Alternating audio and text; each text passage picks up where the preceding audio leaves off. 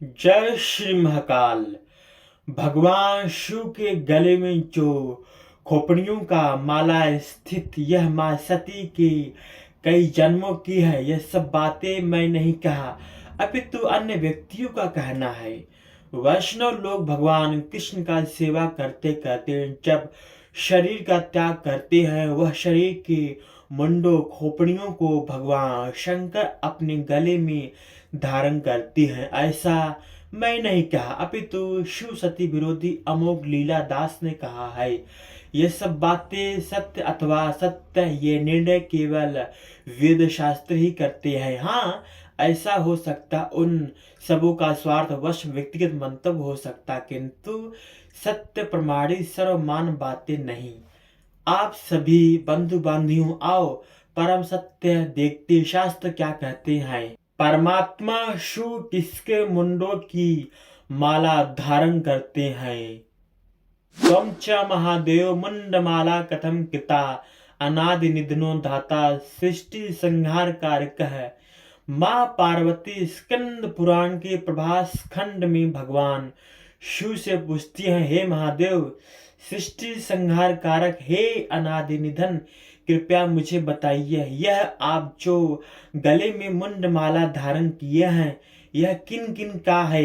ततो विहस्य देवेशः शंकरो वाक्यं ब्रवीत अनेक मुंड कोटि भिर्या में माला विराजते नारायण सहस्राणाम ब्राह्मणा मयूतस्य च कृता शिरा कोटि भिर्नादि निधना ततः। भगवान शिव वैष्णव के नर मुंडों को धारण नहीं करते, अपितु नारायण के मुंडों को धारण करते हैं। तब वहां पर भगवान शिव हंसते हुए देवी पार्वती को यह बोलते हैं, हे देवी, आप मेरे गले में यह जो अनंत मुंडमाला देख रही हो यह 1000 नारायणों मुंडमाला है, और उसके साथ और एक जो मुंडमाला देख रही हो यह 1000 ब्रह्माओं की मुंडमाला है। 14 मनवंतर आता, उसमें से एक मनवंतर तामस आता है। ये तामस मनवंतर के अंदर भगवान शिव जी को पूरा कंट्रोल दिया जाता है। बाकी 13 मनवंतर विष्णु ही करता धरता रहते हैं। तामस मनवंतर के अंदर भगवान शिव जी को सुप्रीम पावर कहा गया और तामस मनवंतर के अंदर शिव पुराण लिखा गया है। ऐसा कौन कहा? इस्कॉन संस्था के प्रभु अमोघ लीला दास ने कहा है। आप सभी आए शास्त्र प्रमाण खोलकर देखते हैं सच्चाई क्या है। मनवंतर और कल्प जाने तभी आप सभी को समझ आएगा, अन्यथा नहीं। आदि काल में भगवान सदा शिव ने ब्रह्मा और विष्णु को जन्म देते हैं। अंत में रुद्र भगवान द्वारा संहार किए जाने पर उसे एक कल्प कहते हैं। एक कल्प के अंदर 14 मनवंतर आता है। 14 मनवंतर के एक एक मनु शासन करते हैं। यहाँ पर मनवंतर की बात नहीं हो रही, अपितु कल्प की बात हो रही है। कल्प की आगे मनवंतर की कोई औकात नहीं है।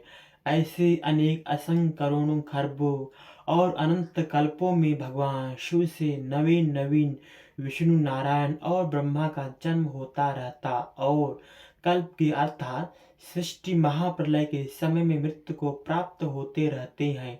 प्रत्येक कल्पों में भगवान शिव सृष्टि के आदि मध्य और सृष्टि महाप्रलय के बाद में शेष अकेले रह जाते हैं। अन्य विष्णुश्च भवति अन्यो ब्रह्मा भवत्यपि कल्पे कल्पे मया सृष्टः कल्पे विष्णु प्रजापति है। और इसके बाद भगवान शिव माँ पार्वती को यह कहते हैं कि हे देवी, मैं प्रत्येक कल्प में अन्य ब्रह्मा तथा विष्णु को बनाता हूँ। सृष्टि महाप्रलय के समय में ब्रह्मा विष्णु राम कृष्ण लक्ष्मी सीता राधा रुक्मिणी और इंद्रादि देवी देवताओं सब मृत्यु को प्राप्त हो जाते और इन सभी की आत्मा भगवान शिव के नख कमलों में समा जाते। उस समय केवल शेष भगवान शिव रह जाते हैं। शास्त्र विरुद्ध कपोल कल्पित काल्पनिक झूठ बोलने वाले प्रभु लोगों से सतर्क सावधान और दूर रहें। जय श्री महाकाल।